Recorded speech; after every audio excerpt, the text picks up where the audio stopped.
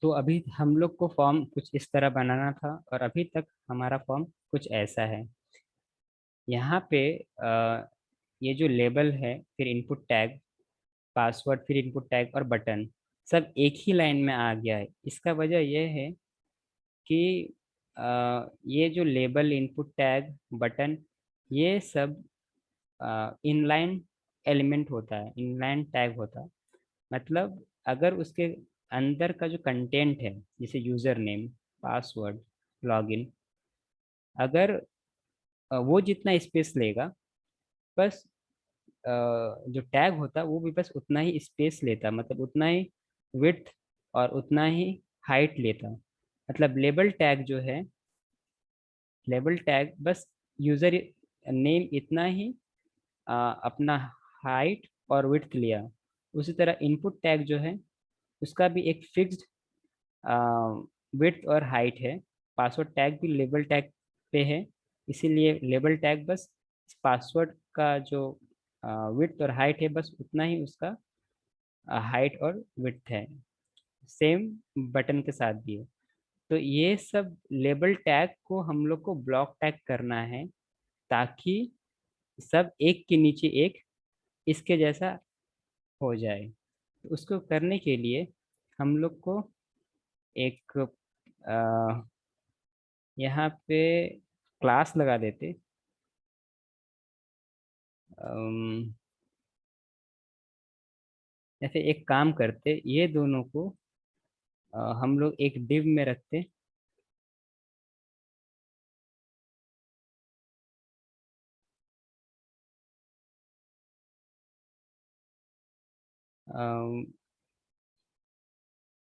Div, इसके अंदर दो रख दिए, और यहाँ पे भी ये दोनों को एक साथ रखेंगे।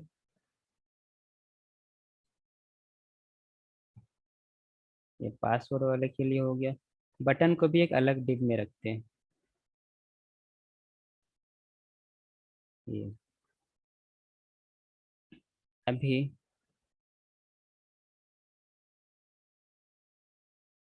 अब सब में एक क्लास ऐड कर देते हैं। तो अभी आप देखिए, डिव हम लोग, डिव होता है ब्लॉक एलिमेंट। तो ये दोनों उस ब्लॉक में क्या है, लेबल और इनपुट टैग। तो ये दोनों एक लाइन में हुआ, और फिर वो नेक्स्ट लाइन में चला गया। उसी तरह पासवर्ड और पासवर्ड का जो इनपुट टैग है, वो दोनों एक होकर वो डिव में पैक हो गया, तो डिव के लिए एक और लाइन में हो गया। लेकिन अगर हम लोग चाहते हैं कि सारा वो एक के बाद एक आए इस तरह, तो उसको हम लोग कुछ इस तरह से कर सकते हैं। सारा डिव को रिमूव कर देते हैं। ये सारा डिव रिमूव हो गया। यहाँ एक क्लास लगा देते हैं। हम लोग डिस्प्ले प्रॉपर्टी का यूज करेंगे। सीएसएस में डिस्प्ले प्रॉपर्टी होता, जिससे हम लोग ब्लॉक को इनलाइन या इनलाइन टैग को ब्लॉक टैग में बदल सकते हैं या डिस्प्ले करा सकते हैं। तो इसका नाम रख देते फॉर्म कंटेंट। ये क्लास सब में लगा देते हैं। कॉपी, पेस्ट,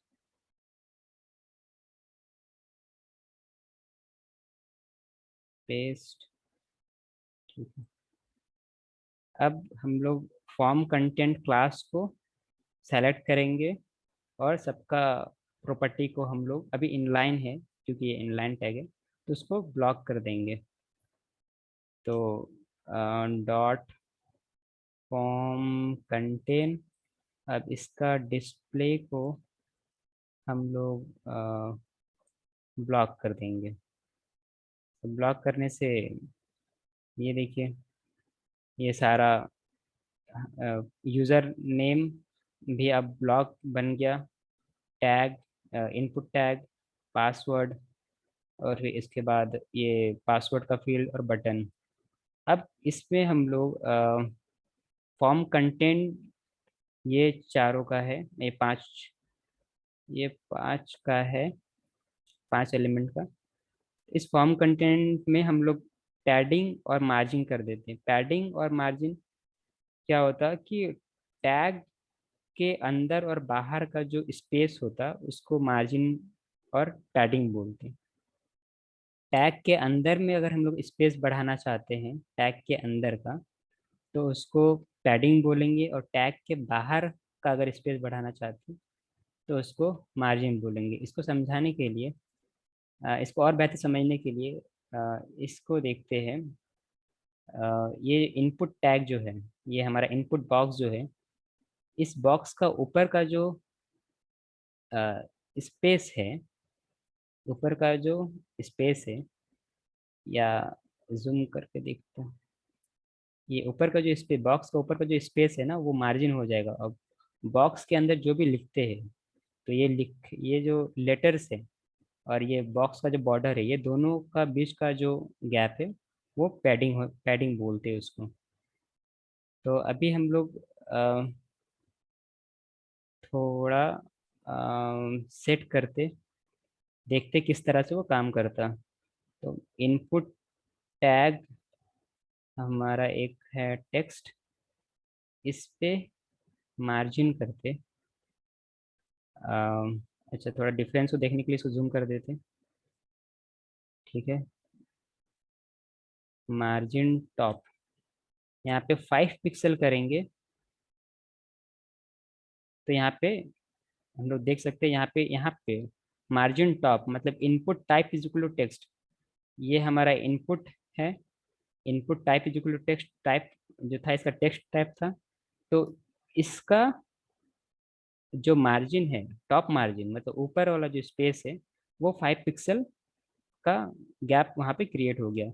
अगर 10 करेंगे, अभी देखिए हटा दिए पिक्सल तो फिर एज इट इज़ हो गया। 10 करेंगे तो और 10 पिक्सल का गैप हो गया। तो उसी तरह अगर हम लोग ये input type is equal to text है, उसका नीचे का मार्जिन अगर सेट करना चाहते हैं, बॉटम, अगर हम लोग 10 करेंगे तो वो 10 पिक्सल का गैप आ जाएगा। उसी तरह से अगर हम लोग चाहते हैं पैडिंग करना, मतलब ये जो लिखे हैं वहाँ पे कैसे उसके चारों तरफ कैसे गैप क्रिएट होता है उसको देखेंगे। तो उसको करने के लिए हम लोग पैडिंग यूज़ करते, पैडिंग टॉप 2 पिक्सल। यहाँ पे अगर फर्क पता ना चला हो तो 5 पिक्सल कर देते हैं। यहाँ पे देखिए लिखा हुआ, ये जो इनपुट टैग था, ये लिखा हुआ था, यहाँ दोनों के बीच में 5 पिक्सल का गैप गैप बढ़ गया। उसी तरह अगर हम लोग पैडिंग बॉटम करते, यहाँ पे 10 पिक्सल करते, तो यहाँ पे फिर से गैप बढ़ गया। तो ये पैडिंग और मार्जिन का फर्क होता।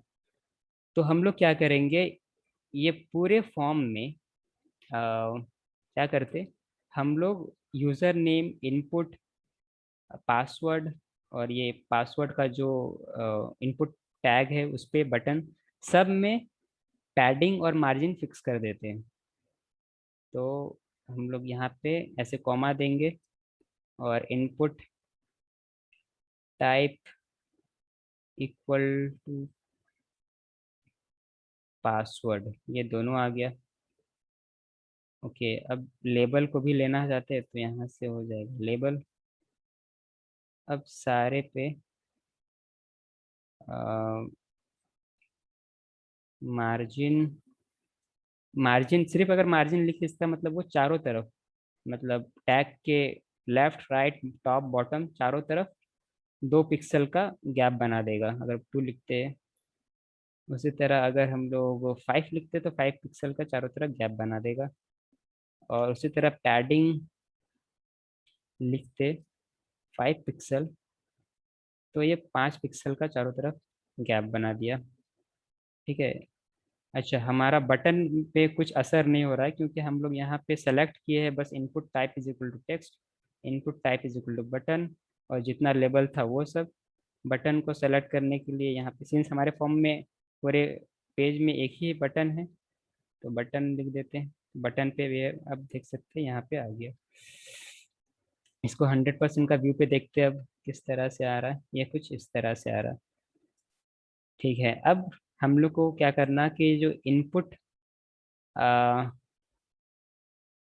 ये जो इनपुट फील्ड है, अच्छा पहले हम लोग क्या करते हैं, ये जो मेरा फॉर्म है इसका विड्थ जो है वो पूरा 100% है, मतलब स्क्रीन का विड्थ के बराबर है। क्योंकि ये जो मेरा डिव एलिमेंट है जो फॉर्म को रैप करके रखा, वो ब्लॉक एलिमेंट है। और ब्लॉक एलिमेंट जो होता अपने आउटर वाले एलिमेंट का विड्थ के बराबर होता। तो हमारा ये डिव एलिमेंट है, फॉर्म का डिव, वो बॉडी के अंदर है। तो बॉडी का जो विड्थ है उतना ही वो उसका भी 100% हो गया। तो हम लोग पहले फॉर्म का विड्थ को कम करते हैं। मतलब फॉर्म, ये हमारा फॉर्म है, इसका जो डिव है ये डिव है, मतलब इसका, इस डिव का हमको कंटेंट थोड़ा जो विड्थ है कम करना। तो इसका विड्थ को कम करने के लिए यहाँ पे विड्थ लिखते हैं और 500 कर देते हैं। ये छोटा हो गया। इतना सही है या थोड़ा और छोटा कर सकते हैं हम लोग? 450 कैसा रहेगा? 450 पिक्सल। हाँ ये सही है। अब हम लोग चाहते कि ये जो इनपुट का जो ये इनपुट का जो बॉक्स है ना, ये पूरा इस फॉर्म के बराबर, ये इस फॉर्म का जो विड्थ है या डिव का विड्थ है उसके बराबर हो जाए। तो अगर हम लोग इस इनपुट टैग का विड्थ को 100% करेंगे, तो ये ऑटोमेटिकली, अब देखिए ये जो इनपुट टैग है उसके बाहर क्या है, ये डिव। तो अगर इसका 100% करते हैं तो ये डिव का आउटर वाले का विड्थ के बराबर हो जाएगा। तो इनपुट टैग हम लोग यहाँ पे सेलेक्ट किए हैं। तो अगर अगर हम लोग यहाँ पे 100% कर देंगे, तो क्या होगा, इनपुट और इनपुट पासवर्ड वाला, टेक्स्ट वाला, लेबल और बटन सारा 100% हो जाएगा। तो हम लोग क्या करते हैं, हम लोग बस इनपुट टैग को हम लोग को ये करना है। तो एक काम कर सकते, अ, दोनों इनपुट पे एक और क्लास ऐड कर देते हैं।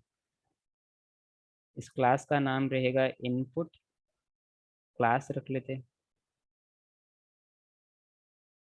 और यहाँ पे है तो इनपुट क्लास नाम रख सकते हैं।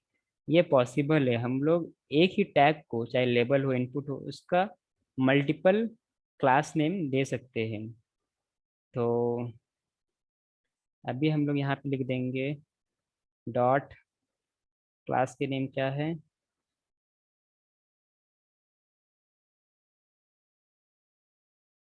Input class, input class. अब यहाँ पे हम लोग करना चाहते हैं विड्थ 100%, 100%।